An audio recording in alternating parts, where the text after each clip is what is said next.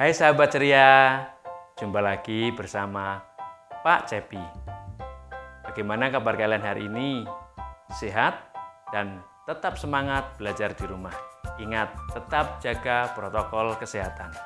Kali ini kita akan belajar materi kelas 5, yaitu tentang letak geografis Indonesia, komponen-komponen pada peta, serta peristiwa Sumpah Pemuda.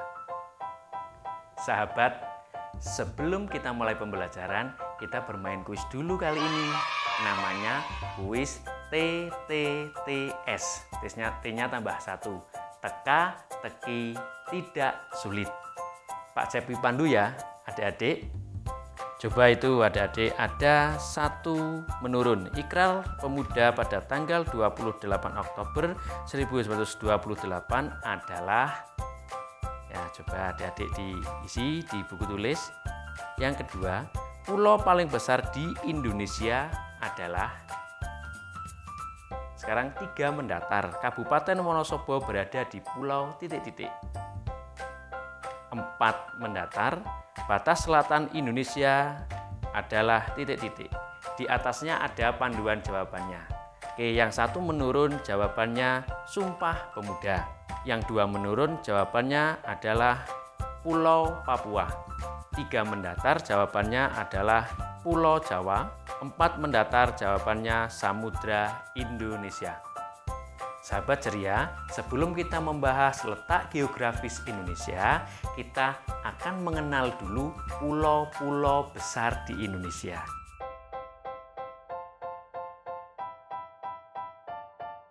Adik-adik, kita coba lihat posisi Indonesia di dalam peta dunia. Nah, untuk lebih jelasnya, setelah kita menyaksikan peta, kita akan melihat tayangan video yang menggambarkan letak geografis Indonesia. Berdasarkan letak geografisnya, wilayah Indonesia terletak di antara benua Asia dan benua Australia, serta Samudra Pasifik dan Samudra Hindia. Adik-adik, setelah adik-adik menyaksikan video tadi, apa yang bisa kita tarik kesimpulan tentang letak geografis Indonesia? Bahwa letak geografis Indonesia berada di antara 2 benua, yaitu benua Asia dan benua Australia, serta berada di antara 2 samudra, yaitu Samudra Pasifik dan Samudra Hindia atau Samudra Indonesia. Adik-adik, setelah kita mengetahui tentang posisi atau letak geografis Indonesia, kita akan mempelajari batas-batasnya. Coba adik-adik saksikan tayangan peta Indonesia berikut ini. Nah, kita akan coba lihat batas-batas wilayah Indonesia. Nah, itu adik-adik, batas utara itu ada Samudra Pasifik, negara Singapura, negara Malaysia, dan Filipina. Batas selatan, kalau di peta di bawah, itu ada Samudra Hindia atau Samudra Indonesia. Batas barat, ada Samudra Hindia atau Samudra Indonesia, sama dengan batas selatan. Kemudian batas sebelah timur ada negara Papua Nugini. Nah, itu adik-adik batas wilayah Indonesia. Sahabat-sahabatku yang super, setelah kita mengetahui letak geografis Indonesia, wilayah Indonesia, nah saatnya adik-adik semuanya, sahabat semuanya akan membuat peta Indonesia. Nah, peta negara kita tercinta ini akan kita buat, namun adik-adik harus tahu dalam peta itu ada komponen-komponen apa saja. Nah, kali ini akan kita bahas komponen-komponen pada peta. Nah, itu adik-adik, coba saksikan adik-adik. Ada peta Jawa Timur, itu adalah judul peta. Kemudian kita ke bawah. Nah, garis biru yang horizontal dan vertikal itu disebut garis astronomis. Nah, kemudian ada segitiga merah di tengah itu simbol peta. Ada segitiga merah, ada segitiga hitam, ada garis biru, itu melambangkan sungai. Kemudian kita ke bawah lagi adik-adik. Nah, itu ada kumpulan simbol yang dikumpulkan di bawah peta, itu namanya legenda. Kemudian kita geser sedikit ke kanan, itu ada arah mata angin. Kemudian ada tulisan skala peta, itu digunakan untuk memperkecil peta dengan ukuran yang sesungguhnya. Nah, itu komponen-komponen yang ada pada sebuah peta.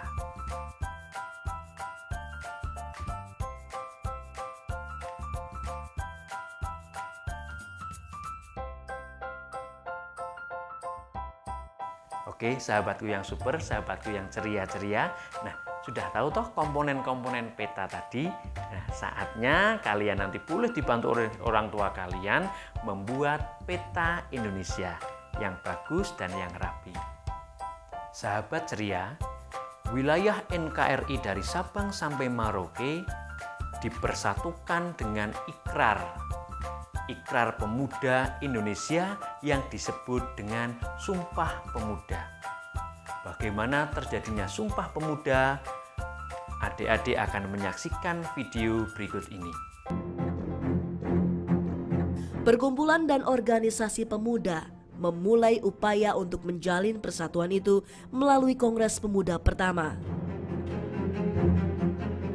Kongres Pemuda pertama yang dilaksanakan di Batavia pada 30 April sampai 2 Mei 1926 sesungguhnya telah mengerucut pada satu rumusan resolusi Kongres. Resolusi itu gagal dimufakati karena belum adanya kebulatan pandangan tentang bahasa Melayu yang diusulkan Muhammad Yamin sebagai bahasa persatuan. Bahasa persatuan dan lagu kebangsaan adalah simbol penting nasionalisme bangsa yang sudah sejak lama jadi pemikiran para aktivis. Pemikiran ini tidak lain dipengaruhi oleh pendidikan barat yang mengajarkan bahwa kemerdekaan satu bangsa tidak akan bisa dicapai selama bangsa Indonesia masih terpecah karena perbedaan aliran, suku, maupun agama. Kongres Pemuda kedua adalah hasil permufakatan berbagai organisasi pemuda yang melaksanakan Kongres Pemuda pertama. Kongres Pemuda kedua dilangsungkan di Batavia pada 27 dan 28 Oktober 1928 di 3 lokasi berbeda. Hari pertama Kongres 27 Oktober berlangsung di Gedung Katholike Jongen Lingenbond. Hari kedua, 28 Oktober, diadakan di Gedung Oost Java Bioskop dan penutupannya dilangsungkan di Gedung Indonesische Clubgebouw. Di gedung inilah keputusan Kongres dibacakan yang kemudian dikenal dengan nama Sumpah Pemuda. Sahabat ceria, pada zaman penjajahan, pemuda-pemuda Indonesia berjuang merebut kemerdekaan. Namun kala itu belum ada persatuan dan kesatuan. Kemudian pada tanggal 28 Oktober 1928 lahirlah sebuah ikrar, yaitu Ikrar Sumpah Pemuda. Ikrar tersebut berisi yang pertama menyatakan satu tumpah darah yaitu Indonesia, 2 menyatakan satu bangsa yaitu Indonesia, dan yang ketiga adalah menyatakan satu bahasa yaitu bahasa Indonesia. Sahabat, 3 materi penting sudah kita bahas.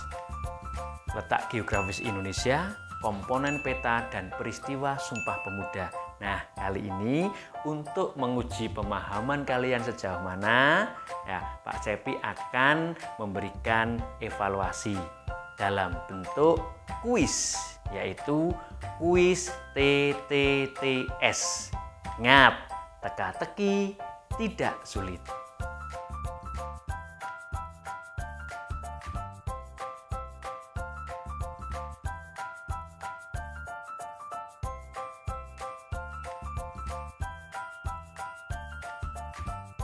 Sahabat ceria, berakhirlah pertemuan kita hari ini. Semoga materi yang tadi Pak Cepi berikan bisa bermanfaat untuk kalian semuanya, menambah pengetahuan kalian semuanya. Ingat, tetap jaga protokol kesehatan, tetap di rumah, tetap semangat belajar walau di rumah. Terima kasih. Wassalamualaikum warahmatullahi wabarakatuh.